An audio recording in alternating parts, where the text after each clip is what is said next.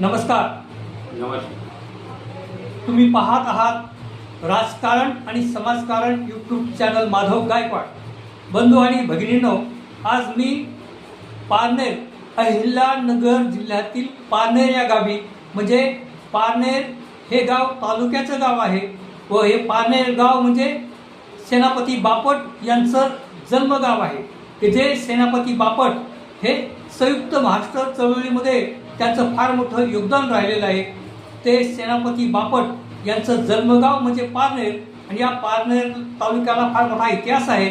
आणि हा पारनेर तालुका म्हणजे पूर्वीपासूनच एक पुरोगामी विचाराचा तालुका आणि पुरोगामी विचाराचं गाव म्हणून प्रसिद्ध आहे. आणि याच गावामध्ये असणारे नगरे कुटुंबीय किंवा या नगरे परिवार किंवा नगरे कुटुंबियांपैकी असणारे एक वयोवृद्ध बाबा आपल्या समोर आहेत. प्रकाश दयाराम नगरे गुरुजी हे सेवानिवृत्त शिक्षक आहेत. मुख्याध्यापक म्हणून ते सेवानिवृत्त झालेले आहेत आणि वयोवृद्ध बाबा आहेत. आणि त्यांनी प्रत्यक्ष बाबासाहेब आंबेडकर यांना जवळून पाहिलेलं आहे. आणि या गुरुजींचा म्हणजे प्रकाश दयाराम नगरे गुरुजी यांचा बाबासाहेब आंबेडकरांची चळवळ आणि या चळवळीच्या संदर्भामध्ये त्यांनी त्या चळवळीच्या मध्ये त्यांचं असणारं सहकार्य म्हणजे अहमदनगर आणि आताच अहिल्यानगर या जिल्ह्याचे व डॉक्टर बाबासाहेब आंबेडकरांचे एक सहकारी दादासाहेब रुपवते यांच्याबरोबर घनिष्ठ संबंध असणारे हे नगरे गुरुजी, तर यांची मुलाखत आज मी आपल्यासमोर घेऊन येत आहे. तरी मी बाबांना प्रश्न करतो की गुरुजी, आपण प्रत्यक्ष बाबासाहेब आंबेडकरांना पाहिलं आहे असं मला ऐकायला मिळालेलं आहे.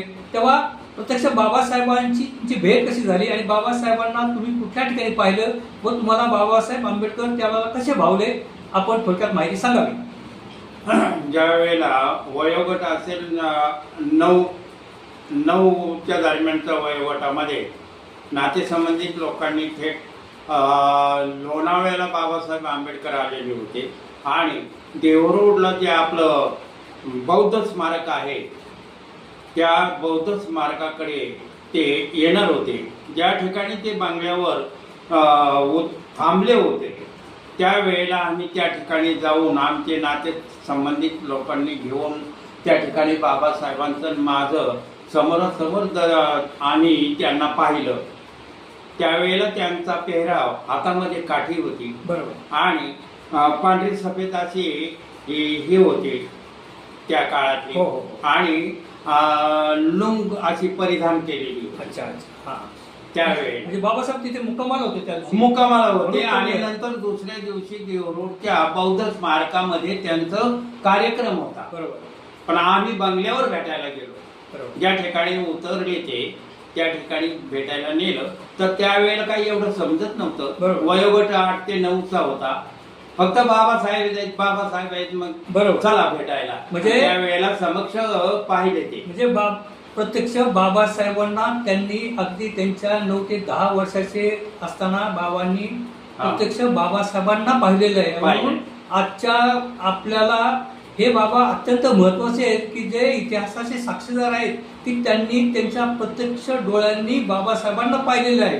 तेव्हा बाबांना मी पुढचा असा प्रश्न विचारतो की नंतर मग तुम्हाला बाबासाहेब असल्याची समजू लागले तर ते कशा पद्धतीचे बाबासाहेब तुम्हाला समजत गेले, म्हणजे जलसा असेल किंवा त्या काळाची चळवळ असेल किंवा त्यानंतर बोला. बालपण वयोगटामध्ये पारनेर तालुक्यामध्ये थांबताना हंगे या गावामध्ये हे गणपत गंगाराम यांनी आपल्या दलित समाजाच्या दृष्टीने जलसा ओपन केला. बरोबर. सहकार्य जमा केले 5-6 वाद्यकाम करणारे लोक जमा केले आणि जलसा हा कार्यक्रम त्यावेळेला त्यांनी ओपन केला. बाबासाहेब आंबेडकरांच्या याच्यावर असणारी गीत बरोबर बरोबर परत सामाजिक कार्यक्रम नंतर उद्भवतो काही व्याख्यानं अशा प्रकारचा हा कार्यक्रम तालुक्यामध्ये होत होता.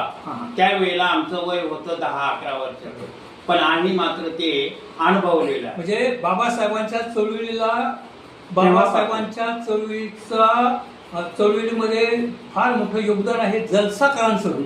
तर त्या अनेक जलसाकार जसे वामनदादा कडक असतील अनेक मोठे मोठे जे जलसाकार होते आणि मग नंतर पुढे गायक आले, मोठे मोठे हो. मंडळी आली, विद्वान मंडळी आली, लेखक मंडळी आली किंवा त्या काळचे पुढारी आले. परंतु जलस्याचं महत्व त्यावेळेला फार मोठं होतं, कारण बाबासाहेबांच्या सभेच्या अगोदर ते जलसा व्हायचे आणि प्रचंड समुदाय समुदाय जमा व्हायचा आणि म्हणून ते जलस्यांचं महत्व त्यावेळेला फार महत्व होतं. आणि मग 25 डिसेंबर 1954 सालामध्ये पुणे जिल्ह्यातील देहूरोड या ठिकाणी डॉक्टर बाबासाहेब आंबेडकर यांनी बुद्ध मूर्तीची प्रतिष्ठापना केली होती.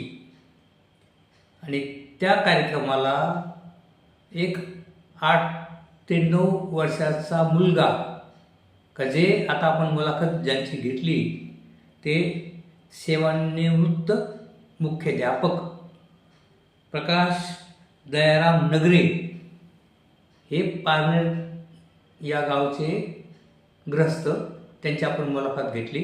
तर 25 डिसेंबर 1954 सालामध्ये बुद्धमूर्तीची देहूरोड या ठिकाणी जी प्रतिष्ठापना झाली, तर ते काही नातेवाईकांच्या बरोबर हे 8-9 वर्षाचे नगरे गुरुजी त्या ठिकाणी उपस्थित होते आणि त्यांनी प्रत्यक्ष बाबासाहेबांना त्या ठिकाणी तिथे असणारे म्हणजे बाबासाहेब ते त्या ठिकाणी मुक्कामाला होते, तर त्या बंगल्यावर प्रत्यक्ष बाबासाहेबांना त्यांनी पाहिलं. तर अशा पद्धतीची माहिती या नगरे गुरुजींनी आपल्याला दिलेली आहे. ही अत्यंत महत्त्वपूर्ण ऐतिहासिक प्रत्यक्ष घटना ज्यांनी पाहिली ते नगरे गुरुजी म्हणजे पारनेर गावचे सुपुत्र. आणि म्हणजे 1954 सालामध्ये बुद्धाची मूर्ती देहूरोड या ठिकाणी बाबासाहेब बसवतात आणि 14 ऑक्टोबर 1956 रोजी नागपूर मुक्कामी बाबासाहेब आंबेडकर बौद्ध धर्माची दीक्षा घेतात.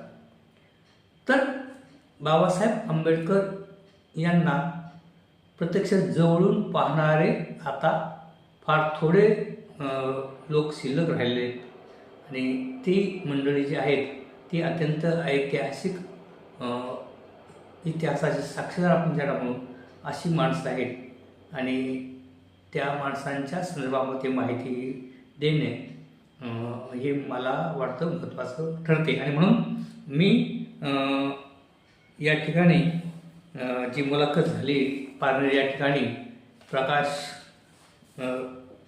दयाराम नगरे गुरुजी, तर त्यांची माहिती मी आपल्यासमोर घेऊन आलेलो आहे. तरी कृपया तुम्ही या माझ्या चॅनलला आपण लाईक करा, या व्हिडिओला लाईक करा, इतरांना देखील हा व्हिडिओ पाठवा.